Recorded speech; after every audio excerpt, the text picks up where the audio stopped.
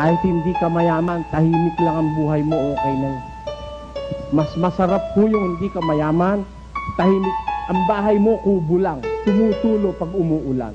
Konting tiis, mga anak. Pag tag-ulan lang naman yan. Namamahay silang tahimik. Wala silang malaking bahay. Pero sila nagkakaunawaan. Masarap yung kaysa sa nakatira ka sa palasyo. Na pig magkikita kayo, gusto nyo magbarilan. Kaya sabi ng Tagalog, totoo yun.